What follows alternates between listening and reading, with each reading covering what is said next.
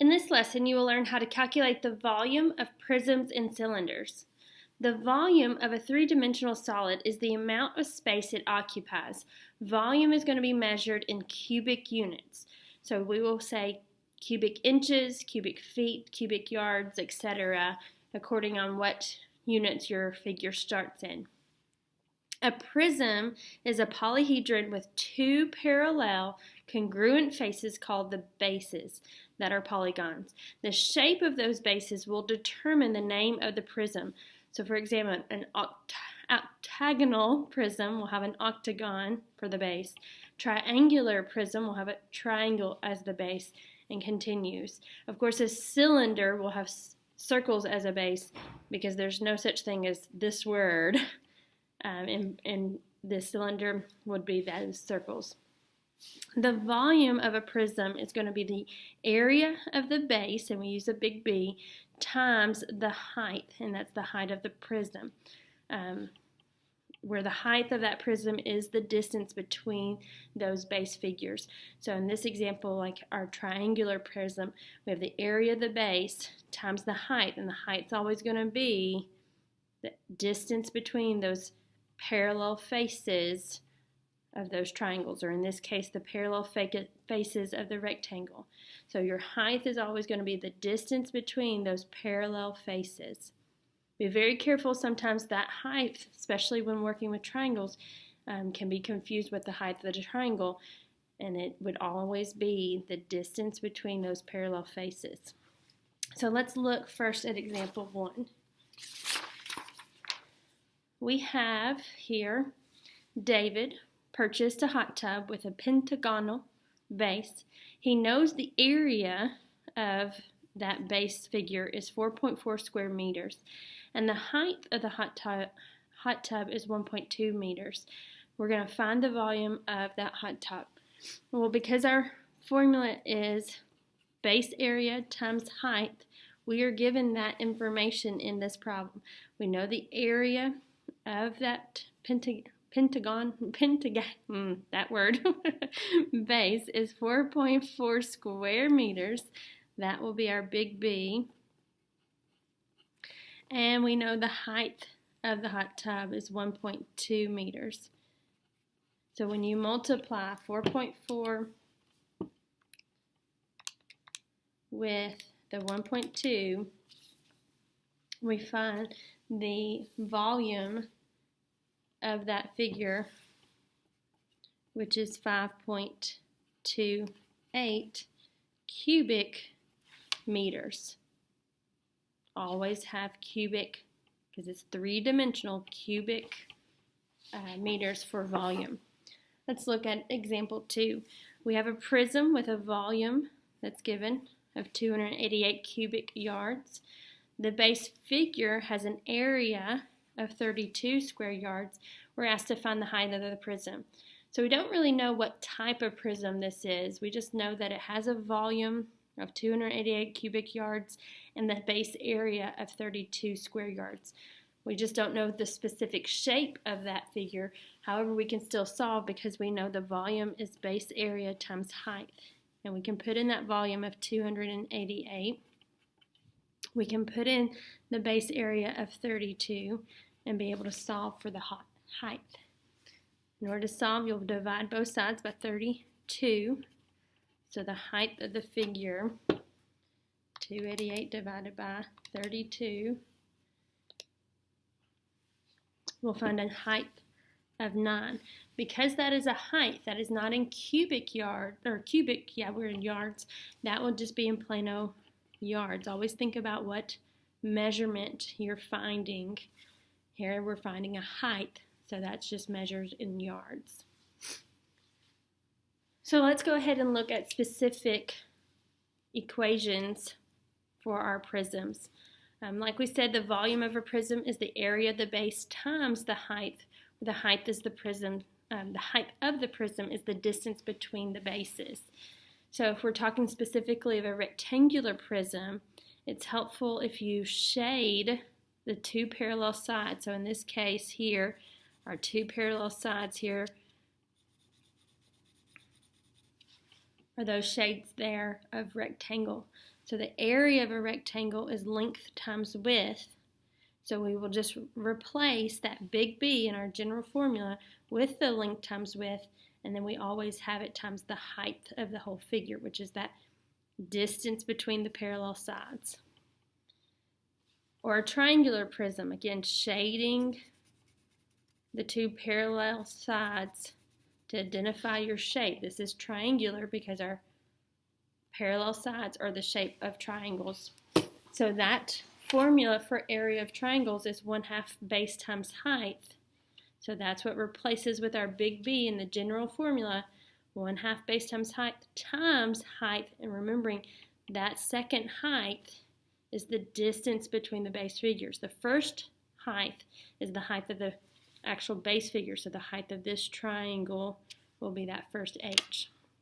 And then finally, with the cylinder, again, shading those base figures to know what area formula to use. So we have pi r squared in this case because we have a circle, and that's the formula for our circle's area is pi r squared. So again, replacing the big B is the base area, so pi r squared times height, again height being the distance between the two sides.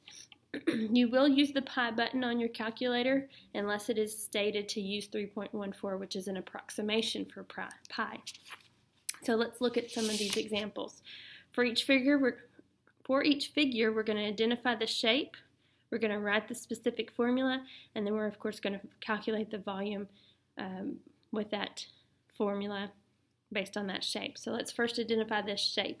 Here are our parallel sides. We have a triangle here that's parallel to this triangle, so that makes it a triangular prism.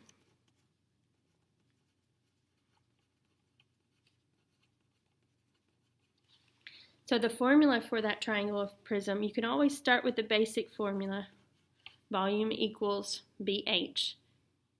But the specific formula for a triangular prism, we replace the big B with the area formula, 1/2 base times height. That comes from the fact that it's a triangle.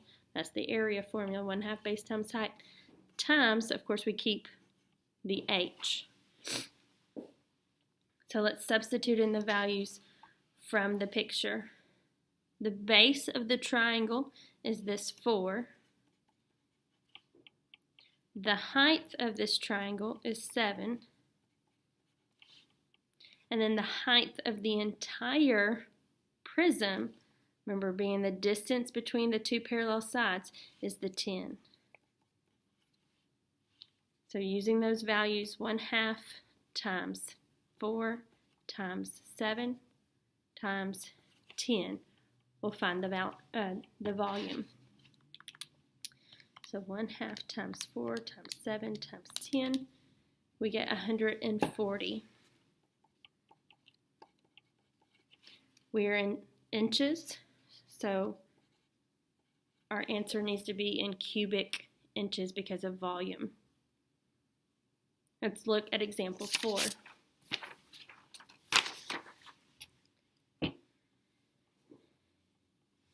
Example 4 here is a cylinder.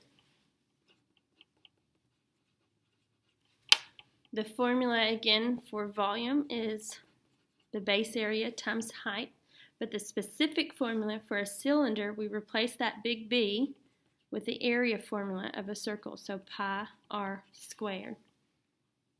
And of course we need to keep this H. So pi r squared replaces that big B because it's the area formula of a circle, and we keep our H for the volume. So let's substitute our values. We need a radius, but notice we're given the diameter.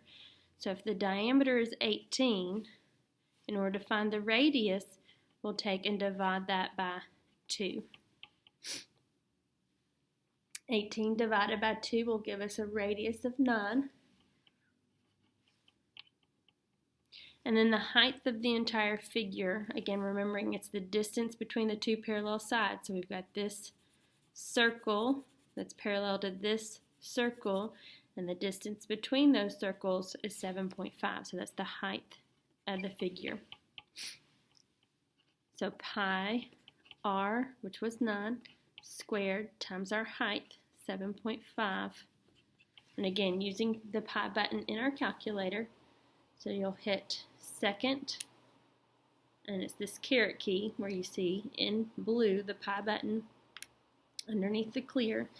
So pi r squared, so 9 squared times 7.5 gives us, rounded to the nearest hundredths place, 1,908.72.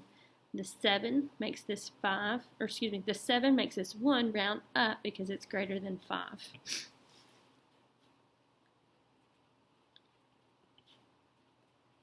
And our units are in centimeters, so cubic centimeters for that volume.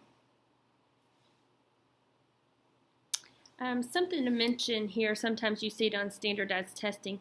Sometimes the area, or excuse me, the volume is left in terms of pi. So sometimes they will ask for an answer in terms of pi. So what we would do is just do the 9 squared times 7.5. That's 607.5. So 607.5 pi, so leaving that pi symbol, and it'd be cubic centimeters. So you could leave that as an answer. It's more exact for the volume to leave it in terms of pi. But go ahead for this assignment and use the pi button and get a rounded answer to the nearest hundredths. Let's look at the final example, number 5. Well, first we know that it's a rectangular prism.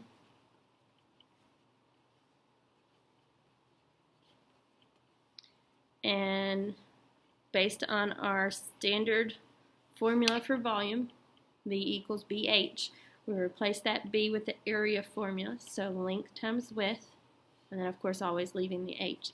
This is a formula that y'all tend to know, length times width times height, but now understanding where that comes from, length times width is the base area, and then times height for the whole figure. So let's identify the pieces. Notice we have several numbers labeled in this picture. We may or may not use all of them. And always remember, once you use a number, it's already done its job. You probably won't use it again. So length, we typically let the longest side be the length, so 7. Width can be the 4. And then the height of the figure, the distance between the two parallel sides, is 3. It actually wouldn't matter, especially with multiplication being commutative, which number you let be your length, width, and height, but knowing that you're only going to use that 7, 4, and 3 one time, even though it shows up several times within the picture. So multiply together 7 times 4 times 3 to find a volume of 84 cubic meters.